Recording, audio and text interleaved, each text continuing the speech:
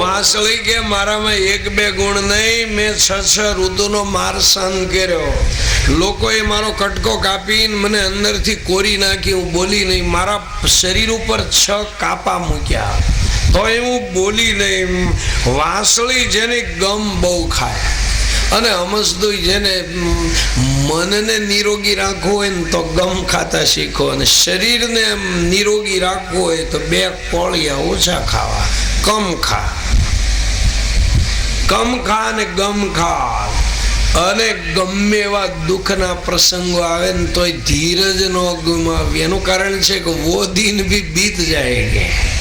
આ દુનિયામાં કોઈ વસ્તુ આમ કાયમી નથી. વો દિન ભી બીત જાયગે. એટલે કમ ખાય એનું શરીર નિરોગી રહે, ગમ ખાય એનું મન નિરોગી રહે. એટલે વાંસળી કે હું બોલું ને ત્યારે સાંભળનારો ડોલે. અને પાયામાં પ્રભુ પ્રેમ હોય ને તો સજ્જને ડોલે, દુર્જને ડોલે. એટલે કસ્તુરી મૃગે ડોલે, નાગે ડોલે. પાયામાં પ્રભુ પ્રેમ હોય ને તો બધાને ગમે. એટલે નક્કી કરો કે આજથી મારે મધુર બોલવું છે. મધુર એટલે પાછું મીઠું મીઠું નહીં હો. મધુર એટલે વાસ્તવિક. નકર તો ખલ જીવાગ્રે મધુ તિષ્ઠતી હૃદયે તું હલા હલા. ખલ માણસની જીભ ઉપર મધ હોય અને પેટમાં હળાહળ ઝેર હોય. મધુર એટલે વાસ્તવિક હોય કેવું. ડાયાબિટીસ જે હોય એને કહેવું જ જોઈએ કે ભાઈ એને ગળ્યું ન દેતા હોય, એને મધુર બોલ્યા કહેવાય. પછી આપણે કહીએ ના દો ને હવે 2 લાડવા, હવે 2 વર્ષ વહેલા મોડા, અહીંયા હું ફેર પડે, એને મધુર ન કહેવાય. છોકરાઓને પરીક્ષા હોય ને ત્યારે એને રાતે 3 વાગે જગાડી જ દેવા જોઈએ, મધુર બોલ્યા કહેવાય. પછી માં કે ના ના ટાટા પરનો લાવીને એક ચાદર ઓઢાડી દો, બિચારો ભલે ભૂતો. એ મધુર બોલ્યા ન કહેવાય. વાસ્તવિકતા તરફ જવું, આનું નામ મધુર બોલવું.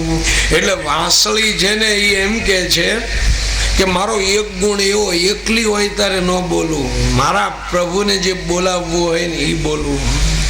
વાંસળી પાછી બોલ્યા પછી પેટમાં કઈ રાખતી નથી. એટલે કનૈયો વાંસળી વગાડે અને વૃક્ષોને આનંદ થાય.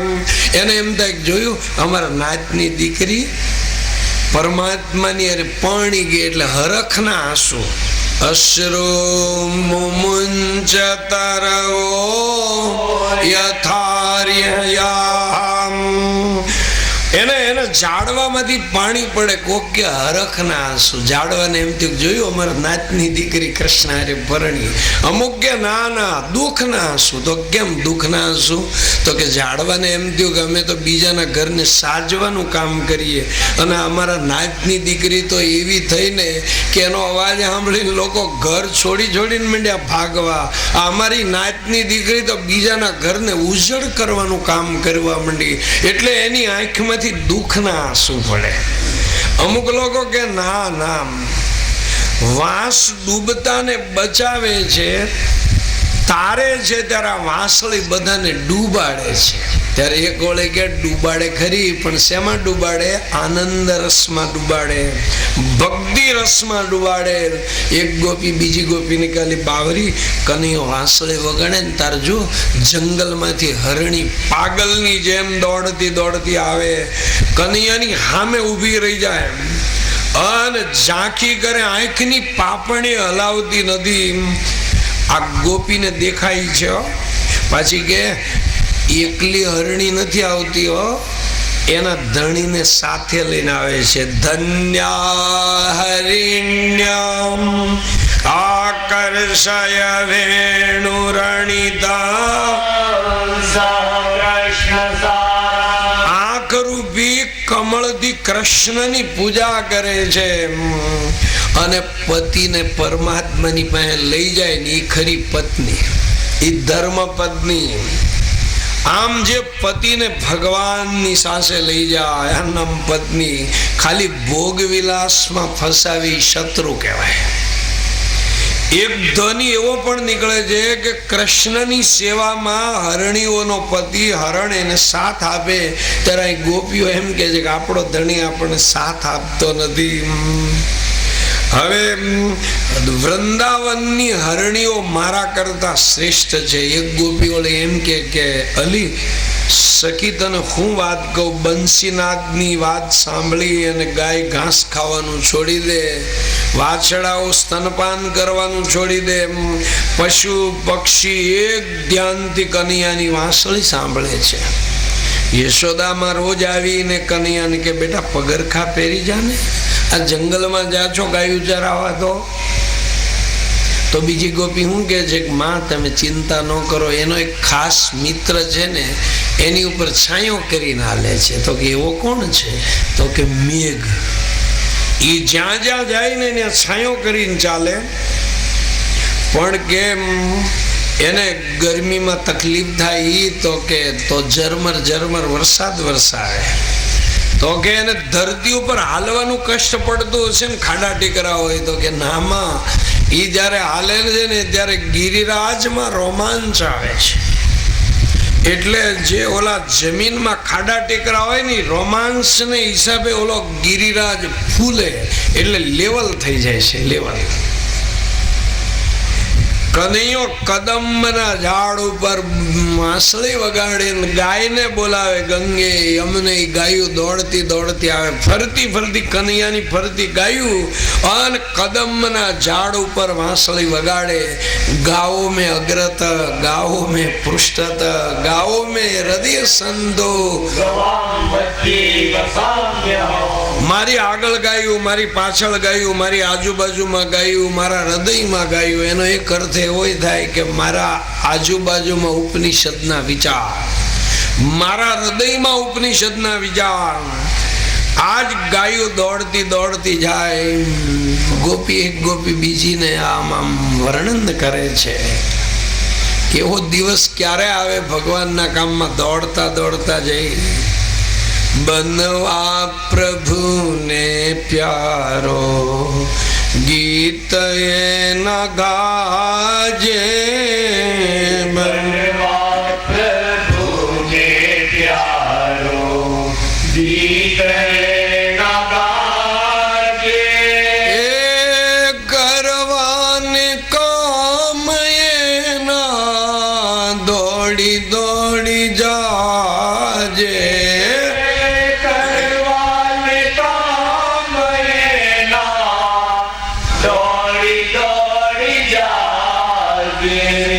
કૃષ્ણની વાંસળી સાંભળીને ગાયો આવે અને નદીઓના નામ બોલે ને ત્યારે પ્રવાહમાંથી કમળનું ફૂલ ફેંકે છે. કૃષ્ણને જળ અને ચેતન બધા બંસીનાદમાં મોહિત થઈ ગયા છે. બ્રહ્માનંદે લખ્યું છે કે શામ તેરી બંસરી ને ક્યા સિતમ કિયા, તન કી ન રહી હોશ મેરે મન को हर लिया. એ શામ તેરી બંસરી ને क्या सितम किया. એ બંસી કી મધુર ટેર સુની પ્રેમ રસ ભરી. લોક લાજ કામ કાજ તજ દિયા. ચડે વિમાન ખડે દેવ ગણ સુને. મુનિયો કા છૂટા ધ્યાન પ્રેમ ભક્તિ रस किया. પશુઓને તજા ઘાસ પક્ષી મૌન હો રહે. નાકા રૂકા નીર પવન તીર हो गया. ऐसी बजाई बंसरी सब लोग बस किया. ब्रह्मानंद रस दीजिए अब दे. આમ બંસીનાદની વાત સાંભળીને ગોપીઓ છે ને તન્મય બની જાય છે. જે વર્ણન કરે એનું નામ છે વેણુગીત. કૃષ્ણની વાતો કરતા કરતા દુનિયા ભૂલાઈ જાય. વૃણયંતયો મિથો ગોપ્યઃ ક્રીડાસ્તનમયતામ. આમ આમ ક્રીડાનું વર્ણન કરતા કરતા ગોપી કૃષ્ણમય બની જાય. આ કૃષ્ણનું જીવન, એની લીલા. યોગીઓ તમે જો પ્રાણાયામથી છે ને પ્રાણને પ્રભુમાં રોકવાનો પ્રયત્ન કરે. કેટલું એને કષ્ટ પડે તોય ક્યારેક ક્યારેક અનુભૂતિ થાય. અને આ ગોપીઓને વગર પ્રાણાયામ પ્રત્યાહાર વગર પ્રાણાયામે જેને એને એક એક ઇન્દ્રિયોમાં ભક્તિ રસનું જ્ઞાન છે. આમ વેણુ ગીતની અંદર છે ને બ્રહ્મચારીની ગોપીઓ સાથે રાવ અને પછી કૃષ્ણ ભગવાન ગોવાળિયાને લઈને નીકળ્યા ત્યારે બધાને ભૂખ લાગી. ત્યારે કૃષ્ણ ભગવાન ગોવાળને કે અહીંયા બાજુમાં કે ગંગાને કાંઠે બ્રાહ્મણો યજ્ઞ કરે છે અને તમે જાઓ અને ત્યાં જઈને કહો અમારા કૃષ્ણને ભૂખ લાગી છે. એટલે બધા ગોપ બાળકો જઈને બ્રાહ્મણો જે આમ યજ્ઞ કરે છે ત્યાં જઈને કીધું અમારા કૃષ્ણને ભૂખ લાગી છે, તમે કઈ સામગ્રી અમને આપો.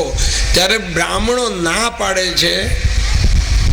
અને એ વખતે ગોવાળિયા બધા પાછા આવ્યા કે કનૈયા એ તો બધા ના પાડે છે. ત્યારે કૃષ્ણ કહે છે કે ના પાડે પણ એમ કઈ થાકે કંટાળે હાલે, જાઓ ઋષિ પત્નીઓને કહો.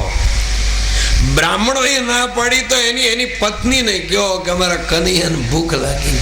અને મસ્તુ જે ચાલવા વાળો માણસ હોય ને એ કઈ ઝટ તમારી વાત કઈ સ્વીકારે નહીં. એકવાર તમે જાઓ ને એમ કહો કે હવે નથી માનતા, અરે ભાઈ એને ભગવાને બુદ્ધિ આપી છે, તમે એકની એક વાત 10 વાર ધીમે ધીમે ધીમે એની પાસે જાઓ, એની બુદ્ધિને આવી રીતની તીક્ષ્ણ બનાવો ને જાગ્રત કરો. કારણ કે ચાલુ વાળો માણસ છે ને કઈ એક વાર કે 2 વાર કીધે કઈ ફટ દઈને ન માની જાય. એટલે એ કનૈયાએ ગોપ બાળકને શું કીધું કે પણ એ ના પાડે તે કઈ એમાં થાકવા કંટાળવાનું હોય, જાઓ ઋષિ પત્નીઓને વાત કરો. ને એ વખતે ઋષિ પત્ની પાસે જાય છે અને એને કીધું અમારા કૃષ્ણ ભૂખ્યા છે. એટલે તરત જ બધી થાળ લઈને કૃષ્ણને જમાડવા તૈયાર થઈ. એના પતિ ના પાડે છે છતાં એનો અનાદર કરીને કૃષ્ણને આવીને જમાડે છે. આનો એક અર્થ એવો પણ છે કે સમાજની અંદર છે ને સ્ત્રી બદલાય ને તો શાસ્ત્રી વાતો છે ને ઘર ઘરમાં જાય. સ્ત્રીની અંદર શાસ્ત્રી સમજણ, શાસ્ત્રી ભક્તિ એના માનસમાં નિર્વાણ થવી જોઈએ. તો એના છોકરામાં જાય, એના કુટુંબમાં જાય, એના ધણીમાં જાય. ભલે સીધો ન ઉપાડે એનો ધણી, પણ વરહે 2 વરહે પછી થોડો ઘણો તેને ચેપ લાગે. તમે જો પુરુષ જો કરતો હોય ને તો કદાચ સંભવ છે ઘરમાં બહુ ન જાય, પણ સ્ત્રીની અંદર જો સાચી સમજણ હોય તો એ ઘરનું ઘર ઊભું કરે. પણ બહેનોમાં શું છે કે આમ વેમથી ભક્તિ વધારે હોય, વેમ વાળી અજ્ઞાન અંધશ્રદ્ધા ને વેમ વાળી ભક્તિ હોય એટલે સ્ત્રી બદલાય. સંસ્કૃત સ્ત્રી શિવા શક્તિ. એટલે કૃષ્ણ ભગવાને ગોવાળિયાને શું કીધું, ઋષિ પત્નીઓને કયો એને વાત સમજાવો તો ઈ માનશે, અને ઈ માનશે તેના પત્ની એના પતિ છોકરા બધા માનશે. નારીને અબળા સમજો ના પ્રબળા છે રે, નારીને અબળા સમજો ના પ્રબળા છે રે. નારીને અબળા સમજે માનવ નબળા છે. નારીને અબળા સમજે માનવ નબળા છે. આમ કૃષ્ણ ભગવાનને જમાડ્યા ઋષિ પત્નીઓએ. અને પછી કૃષ્ણ ભગવાન કે જાઓ તમારા પતિની સેવા કરો. તો કે હવે અમને સ્વીકારે નહીં. કૃષ્ણ કે મારું તમને વરદાન છે, વિશેષ પ્રેમથી તમારા પતિ સ્વીકારશે. આમ ઋષિ પત્નીઓના ઉદ્ધારની કથા ટૂંકમાં કહી છે. અને એ પછી ગોવર્ધન લીલાનો આરંભ થાય, પછી રાસલીલા આવે. ગો એટલે ભક્તિ, ગો એટલે જ્ઞાન. જ્ઞાન ભક્તિને વધારનારી લીલા, આનું નામ ગોવર્ધન લીલા. જ્ઞાન ભક્તિને તમારે વધારવા હોય ને તો ઘર છોડીને તો નીકળવું જ પડે ભગવાનના કામમાં. નહીં તો ઘણા લોકો કે ઘરે બેઠા ભક્તિ ન થાય. તમે ઘરમાં ભક્તિ કરો, ગીતા વાંચો ને, પણ ઘરની અંદર અહમ છે ને એ ઓગળે નહીં. એનું કારણ છે ઘરમાં માલિકી ભાવ હોય. હું 3 દીકરાનો બાપ છું. હું ત્રણ વહુની હાહુ છું, હું નણંદ છું, હું ફલાણું છું, આમ આમ અહમ હોય. એટલે તમે જોજો ઘરની અંદર તમે માળા ફેરવતા હોય ને અને રહોડામાં કંઈક ખકડાટ થાય એટલે તરત આપણો જીવ ન્યા જાય. શું થયો? આમ કારણ કે આપણે માલિક છીએ. એટલે તમે ઘરમાં ને ઘરમાં ભક્તિ કરો ને તો અહમ ઓગળે નહીં. એના માટે બહાર નીકળવું જ પડે. તમે આ ધંધા હાટું બહાર નીકળો છો કે નહીં? આ વરામાં જવું હોય તો બહાર નીકળો. કોક ખરી ગયા હોય તો ટેમ્પા ભરી નથી જતા આપણે. તો પછી ભગવાનના કામમાં બહાર નહીં નીકળવાનું. ઘણા પાછા ઊંધા બહુ હોય. પાછા કે એ તમને ભલે બધાને પહેલા ખડકે લઈ જાય ને અમને ભલે રણગો લઈ કરે. આમ આમ પાછા કડક બહુ. તમે ઘરમાં ને ઘરમાં ગીતા વાંચો ને આમ તમે અધ્યાય વાંચતા હો કે અદ્વેષ્ટા સર્વભૂતાનાં મૈત્ર કરુણૈ નિર્મમો નિરહંકાર. આમ આમ ગાતા હો ને ક્યાં તરત તમને એમાં આવ્યું હોય કે પ્રાણી માત્રમાં કોઈનો દ્વેષ ન કરવો. અદ્વેષ્ટા સર્વભૂતાનાં. પણ તરત જ આપણે અંદરથી જવાબ આવે કે મારે ક્યાં કોઈ હારે વાંધો છે. પણ પડખે પાછો હગો ભાઈ રહેતો હોય ને ત્યાં બોલે વ્યવહાર ન હોય. આમ આપણે વાંચીએ અદ્વેષ્ટા સર્વભૂતાનાં મૈત્ર કરુણૈવ ચ. બહાર નીકળો, કોકના ઉજળા જીવન જુઓ તો જ આપણો અહમ ઓગળે. એટલા માટે જ્ઞાન ભક્તિને વધારવા તમે ઘરમાંથી બહાર નીકળો, કોઈના ઉજળા જીવન જો તો આપણો અહમ ઓગળે. નકર તો ઘરમાં તો એમ લાગે કે બસ હું બધું પામીને જ બેઠો છું. અને જે માણસ એમ કહે ને કે અમને બધી ખબર છે, અમે બધું જાણીને બેઠા, એવા માણસ ઉપર તો ચોકડી જ મારી દો, કાંઈ જાણતો નથી. જે એમ કહે ને કે અમે બધું જાણીને બેઠા એની ઉપર તો ચોકડી જ મારો. જે માણસો એમ કહેતા હોય ને કે ભાઈ કરી જઈએ, અમને આમાં કાંઈ ખબર પડતી નથી, તો એ માણસ કદાચ કાંઈક જાણતો હોય. એટલે ગમે એવી પ્રવૃત્તિ હોય તો પણ ભગવાન માટે થોડો ઘણો ટાઈમ રાખવો જ જોઈએ. તમે વિચાર કરો, જેની શક્તિથી તમે ધંધો કરો, અહીંયા આવ્યા કોની શક્તિથી? અહીંથી ઘરે જાશું કોની શક્તિથી? હવે 3 માળની મેળી ઉપર આપણે ચડી ગયા હોય ઘણા શું કે હું ચડ્યો. અરે ભાઈ, તને કોકે ચડાયો. 3 માળની મેળી ઉપર ગયા ને એટેક આવી ગયો ને પોપટ ઉડી ગયો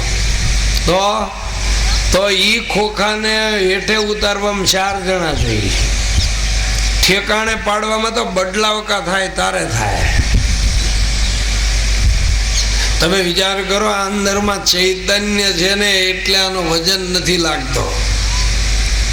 તમે જો આમ તમે ડોલ કૂવામાં નાખો ને ભરવા, પણ જ્યાં સુધી ડોલ પાણીની અંદર ને અંદર હોય ને ત્યાં સુધી તમે આમ સીંચો ને ત્યાં સુધી હળવી ફૂલ લાગે. પણ જેવી પાણી બહાર નીકળે ને ક્યાં તરત આપણને આમ હાથના મૂળમાં આંચકો આવે કે લા તો તમારા ભાઈ હાંડા એકની લઈને આવ્યા, સિંચાતી નથી. એમ છે ને, અંદર ચેતના છે ને એટલે હરે ફરે છે. ચેતના સભર તેથી હર પળ સરે છે.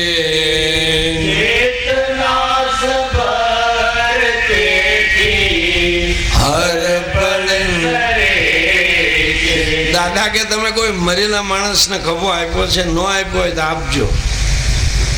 એમાં 100 રતલનો માણસ ગુજરી જાય ત્યારે એને ઉપાડવામાં બહે રતલના 4 જણા જોઈએ. એ બદલાવકા થાય હો. પાછા નાવીને કે થોડોક હતો વજનદાર, કાં કેમ લાગ્યું? હવે વિચાર કરો, અહીં લાવ્યું કોણ, પહોંચાડે કોણ? તો જેની શક્તિથી રાત દી દોડીએ. એટલે તો કેન ઉપનિષદમાં લખ્યું છે કે આંખથી દેખાય અને બ્રહ્મ ન જાણ. આંખ જેની શક્તિથી જુએ છે એને બ્રહ્મ જાણ. કાનથી સંભળાય એને બ્રહ્મ ન જાણ. કાન જેની શક્તિથી સાંભળે છે એને તું બ્રહ્મ જાણ. એટલે ગો એટલે ઇન્દ્રિયનો એવો પણ અર્થ થાય. ઇન્દ્રિયોની વૃદ્ધિ ત્યાગથી જ થાય, ભોગથી ન થાય. ભોગમાં તમે જો ઇન્દ્રિયો કહાય, એને એને એને એ માર્ગમાંથી હટાવી અને ધીમે ધીમે ભક્તિ માર્ગમાં વાળજો. પણ જ્યારે વાળવા જશો ને ત્યારે ઇન્દ્ર બહુ વરસાદ વરસાવે. એ વખતે ગોવર્ધનનાથનો આશરો લેવાનો. આ રાસલીલાનો ઉપોદ્ઘાત છે. એમાં પૂજ્ય અને પૂજક બે એક બને છે. જેની પૂજા કરવાની છે ને એ કૃષ્ણ છે, પૂજા કરનારો કૃષ્ણ છે. એટલે પૂજ્ય અને પૂજક, સેવ્ય અને સેવક આ બે એક બન્યા. રામાયણમાં લખ્યું છે, સેવ્ય સેવક ભાવ બીનું ભવન તર્ય ઉર. કૃષ્ણ ભગવાનની ગોવર્ધન લીલા વખતે એની ઉંમર છે ને એ માત્ર 7 વર્ષની જેની ઉંમર છે. આ 7 વર્ષના ભગવાન શ્રી કૃષ્ણ, અને એ વખતે નંદ બાબા છે ને ઇન્દ્ર મહારાજને પ્રસન્નતા માટે યજ્ઞ મંડ્યા તૈયારી કરો.